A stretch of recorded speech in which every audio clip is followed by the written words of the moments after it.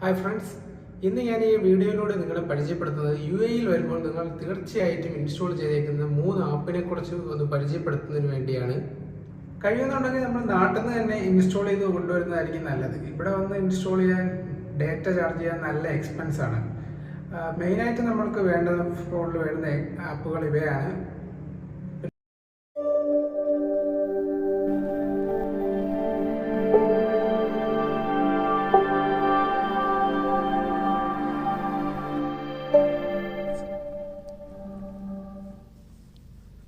ആദ്യമായി ഞാൻ പരിചയപ്പെടുത്താൻ പോകുന്നത് തവാസൽ സൂപ്പർ ആപ്പ് എന്നൊരു ആപ്പിനെയാണ്.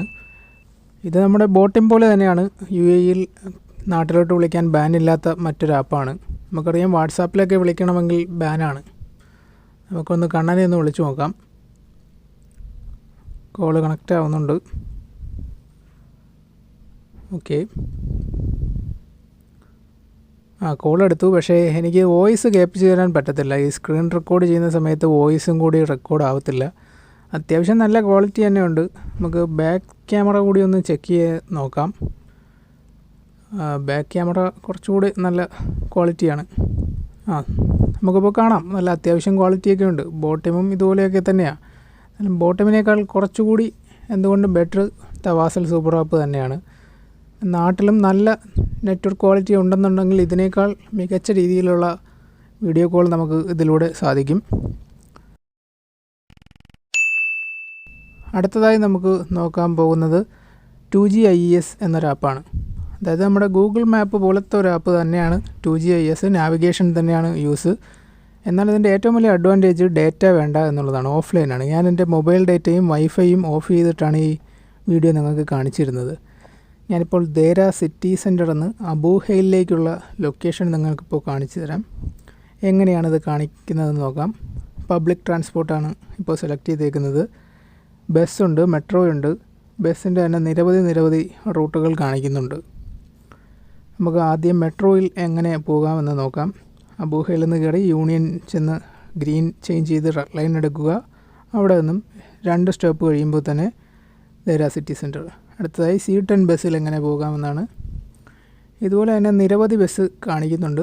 എന്നാൽ ഗൂഗിൾ മാപ്പിൽ നമ്മൾ ഓൺലൈനായിട്ട് നോക്കുമ്പോൾ ബസ് വരുന്ന ടൈം കാണിക്കും. പക്ഷേ ഇതിൽ ഓഫ്ലൈൻ ആയതുകൊണ്ട് ബസ് വരുന്ന ടൈം കാണിക്കത്തില്ല എന്നാണ് ഒരു പ്രശ്നം. ഇത് നമ്മൾ ഡ്രൈവ് ചെയ്ത് പോകുമ്പോൾ ഉള്ള മാപ്പാണ്. എല്ലാ ഓപ്ഷൻസും ഉണ്ട്. വാക്കിംഗ് ഉണ്ട്.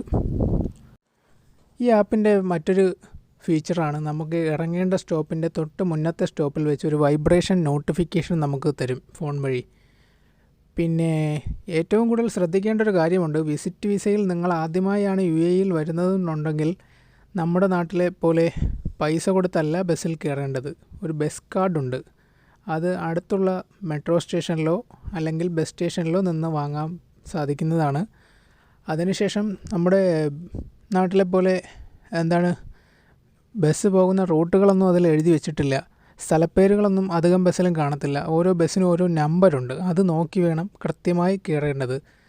ചിലപ്പോൾ നിങ്ങൾ പോവേണ്ട ബസ് 29 എന്നായിരിക്കും. നിങ്ങൾ കയറുന്നത് C29 അത് മറ്റൊരു സ്ഥലത്തേക്കായിരിക്കും പോകുന്നത്. അതും നന്നായി ശ്രദ്ധിക്കുക.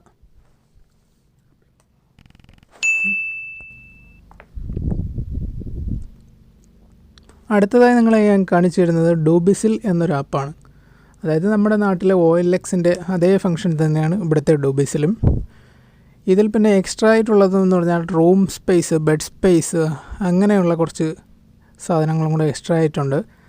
അല്ലാതെ നമ്മുടെ നാട്ടിലെ പോലെ തന്നെ എല്ലാം used automobiles, mobiles, gadgets, electronics എല്ലാം തന്നെ ഇതിൽ നിന്ന് ലഭിക്കുന്നതാണ്.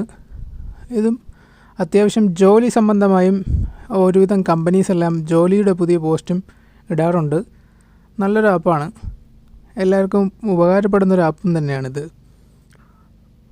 പലതരത്തിലുള്ള കാറ്റഗറീസും ഇതിലുണ്ട്.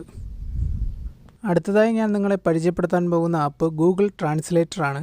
ഇത് വലിയ അത്യാവശ്യമൊന്നും അല്ലെങ്കിൽ പോലും പല സന്ദർഭങ്ങളിലും നമ്മുടെ രക്ഷകനായി എത്താറുണ്ട്. ഉദാഹരണത്തിന് നമ്മളിപ്പോൾ ദുബായിൽ വരുമ്പോൾ എല്ലാവരും മലയാളികളാവണമെന്ന് ഒരു നിർബന്ധവുമില്ല.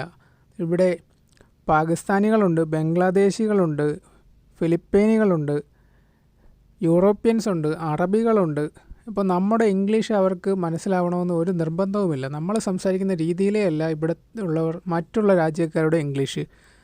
ഉദാഹരണത്തിന് നമുക്കിപ്പോൾ എന്തെങ്കിലും പറയണമെന്നുണ്ടെങ്കിൽ അതിൽ ടൈപ്പ് ചെയ്ത് കാണിച്ചാൽ അവരുടെ ഭാഷയിൽ തന്നെ അതിൽ റൈറ്റ് ചെയ്തും കാണിക്കാറുണ്ട്. ഒരു സ്പീക്കർ ഓപ്ഷനുണ്ട്. അതിൽ സ്പീക്കിംഗ് ബട്ടൺ അമർത്തി കഴിഞ്ഞാൽ അതിൻ്റെ വോയിസും അവർക്ക് കേൾക്കാവുന്നതാണ്.